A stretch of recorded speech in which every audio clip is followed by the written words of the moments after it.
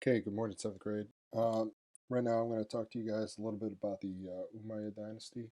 All right, this is part of lesson three in your book.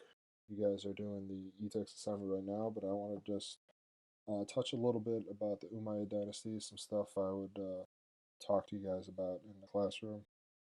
So it's interesting to think about. Of the largest empires the world has ever known, there is one that is comparatively um, seldom spoken about in Western media.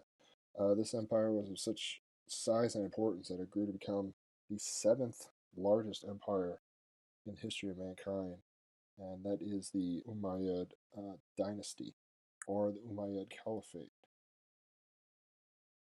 The Umayyad were a tribe of Arabia, which expanded across parts of northwestern India and the Middle East and up in North Africa and in actually the parts of Europe, taking the vast majority of the Iberian Peninsula um, up in the left-hand corner, which is modern-day Spain and Portugal, and reaching its farthest extent in 750 CE.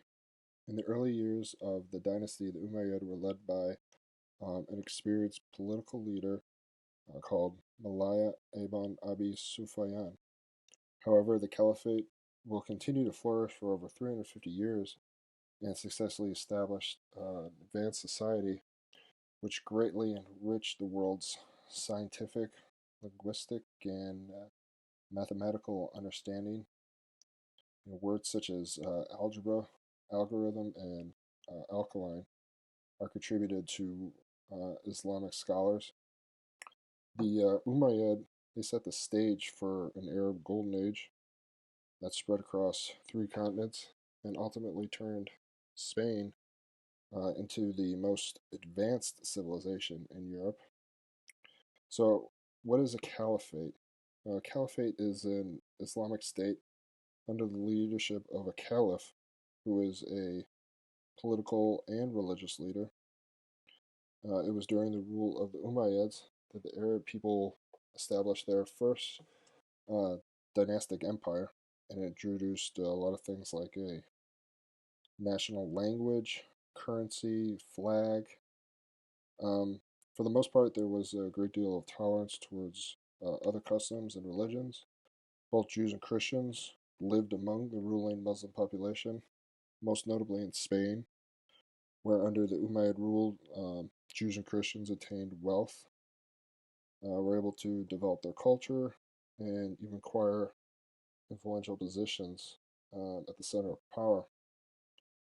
Um, Now, however, much of uh, Islam and the Muslim population during this time felt that Umayyads had been corrupted by their desire for power and luxury, with the ruling class being overcome by various sins, specifically that of greed.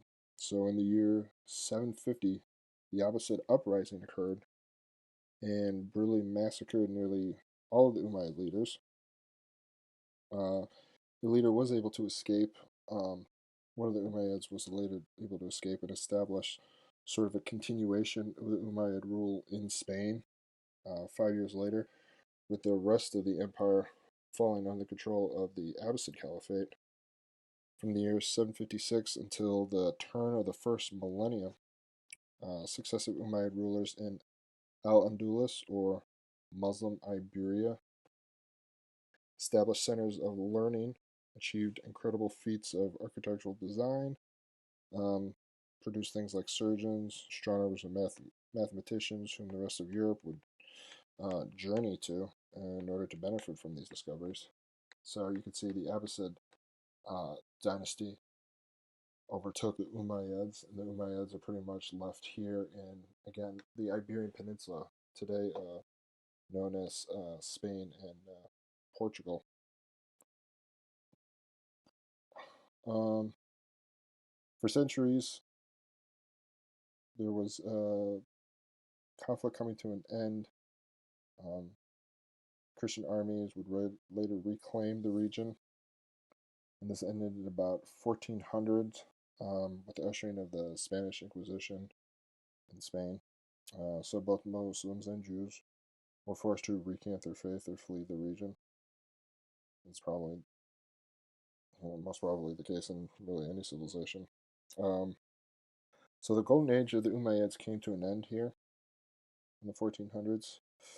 However, the Abbasid Caliphate, Ottoman Empire, were effectively built upon their rule and expansion and continued for many more centuries uh, until the end of the World War One, and that's where we're at right now.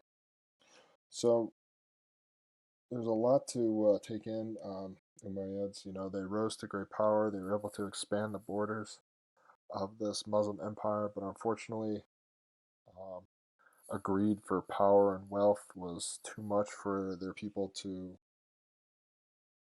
stomach in order to keep supporting them. So, like we've seen with many dynasties, they lost the favor of the people, and therefore the people took it back, and now we have a new dynasty, the Abbasids.